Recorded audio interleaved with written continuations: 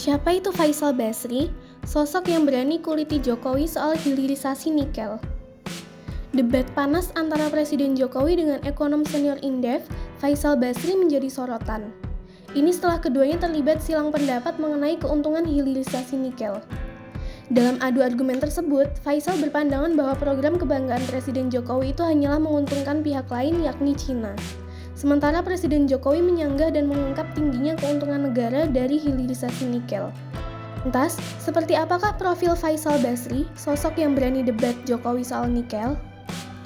Nama Faisal Basri sebelumnya sudah terkenal sebagai aktivis, politikus sekaligus pengamat ekonomi.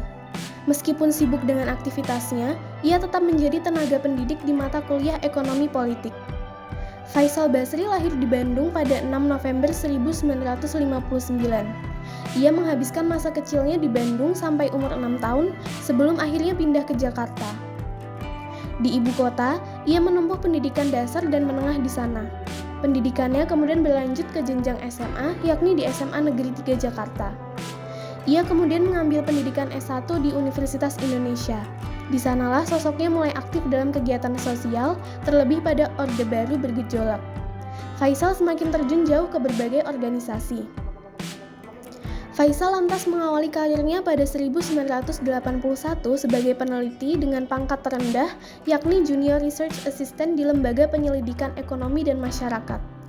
Ia mendapatkan gaji Rp60.000 per bulan dari jabatan itu.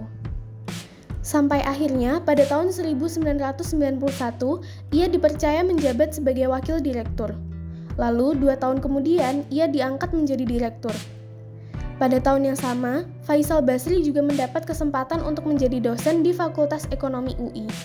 Di sana, ia mengajar mata kuliah baru, yakni ekonomi politik.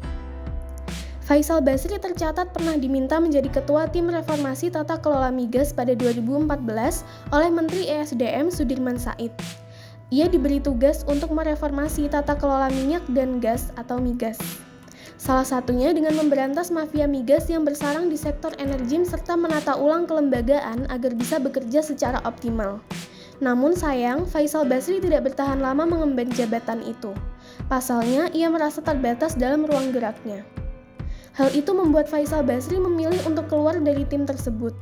Kendati demikian, ia tetap diminta membantu Menteri Kelautan dan Perikanan Susi Pujiastuti pada 2015.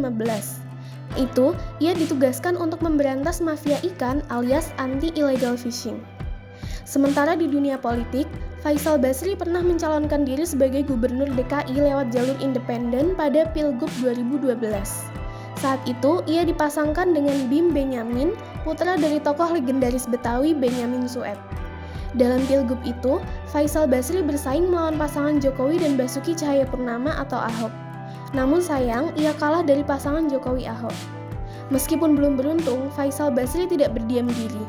Ia tetap aktif mengkritisi kebijakan-kebijakan pemerintah yang dinilai tidak pro rakyat serta berbau korupsi. Bahkan pada saat ia masuk ke dalam lingkaran penguasa, Faisal Basri tetap berusaha kritis. Hal itulah yang menjadikan namanya disegani di kalangan masyarakat.